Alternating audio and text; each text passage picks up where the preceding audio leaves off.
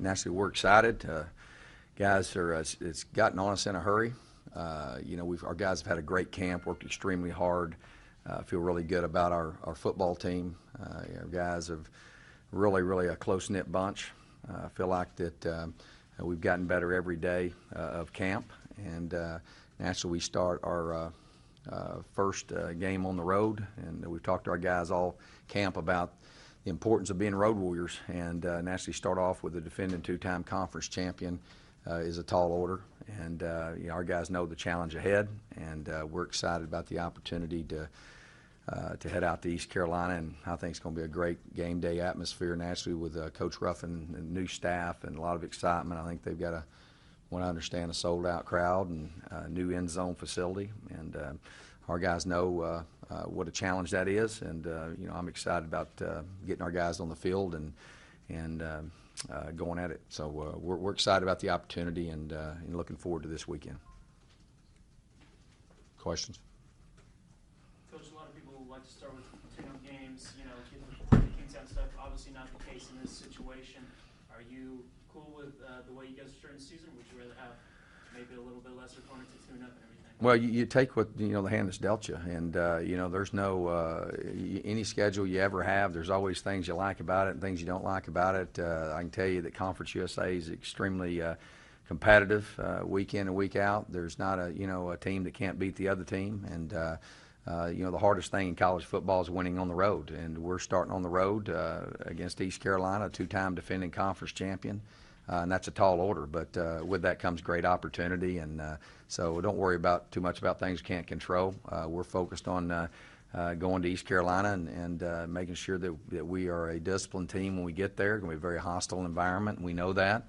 And we've got to go there, and usually early in the year teams beat themselves, and we don't make sure that we don't beat ourselves with stupid penalties, and we want to take care of the football and make sure that we play disciplined Tulsa football. This is the fourth year in a row you guys have started the season on the road. Your team, came out with wins the first 3 years. What makes your team prepared to play on the road those first? Well, I guess because we play all the time to start the season on the road. I don't know. Matter of fact, you mentioned that. I wouldn't even know that. Kind of how we go about business is, we go about preparing for each opponent, and naturally, right off the get-go now, you're going to be right in conference play in a critical game. There's no question this is a very critical game for us, and to be on the road is always, and again, in college football, it's the hardest thing to do. And so, we don't give much thought to, being prepared. I think every season this is a new team, and I'm anxious to see how we respond, and we'll get us a big test in a hurry.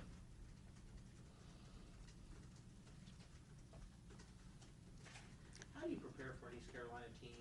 Coach Ruffin McNeil says that he's lost a lot of starters, a lot of seniors. You've got a new coaching staff. How do you prepare for a team like East Carolina that's going to be so new? Well, they got a lot of great players. Kevin Harris is probably probably as good of Dwayne Harris, is probably as good of a player probably in our whole league. He's probably as good a return specialist there is in the country. I think the offense that they're going to, I think they have got great skilled players. The Farini kid coming back, naturally the running backs, the Williams kid, the Ruffin kid. Those are, there's good of running backs, good of receivers we're going to play against all year long. I know they seem to be settling in on a quarterback. Their offensive line are, 6'6", 330 pounds. So they've got definitely, great talent. They've got one tight end, I think 6'7", 260. They've always had great defensive talent. Their defensive tackles, I think they got the two best corners. I'd put their corners up against anybody in the country. They've got really good personnel. There's no question that they're going to be a very, very talented team, very, very big physical team. So you bank on. I know Coach Ruffin. I have a lot of respect for him.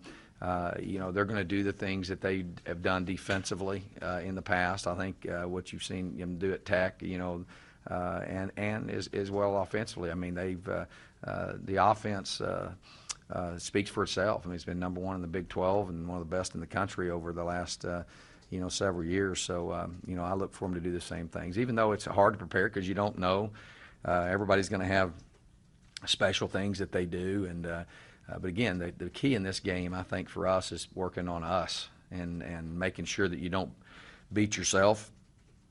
You can over prepare and try to prepare for everything and not be able to execute anything. So our deal is good coaches and good programs are going to do what they do. That's what we're going to do. And so it is a little bit it's a little blinding going into the first game with a new staff and all that, because you don't know exactly what the wrinkles will be. But for the most part, I look for them to do what they've done in the past to win. Coach, when a game is on a different day of the week than normal, how does your routine that week change? Does everything get pushed back a little bit, or what? No, this is, I think there's only a couple of games this year we're not on Saturday, and this game, we'll just, we back everything up from game day and have the same preparation always. It won't be that difficult for this week, but it will be for the next week because it actually puts us, a practice short from what Bowling Green's going to have to prepare for. So, the short weeks are challenging, but, an opportunity to play on national television to start off the season, to showcase our program, is naturally, well worth that opportunity and that inconvenience. Coach, your thoughts on some of the 8.5-point favorite on the road, conference game, East Carolina dedicating their stadium. Your thoughts on that? That's the first I've heard of that. I don't really look at any of those things like that. I think that's kind of, I think that's kind of silly in my opinion. These guys have won back-to-back conference championships. I think any coach in our league would tell you that personnel-wise, they're going to have as good a personnel as anybody we play. I would say Houston and East Carolina last year had the best personnel that we played against, and much of that skill is back. And I just hope we can end up 1 point ahead. That's what I hope. Is it's going to be no question a big challenge. This is not a I don't know how you can have somebody as a underdog that's won the conference championship in back-to-back years, but I don't really look at any of that stuff. Coach, East Carolina's in the opposite division, so supposedly you don't play them every year, but you played in the title game 2 years ago.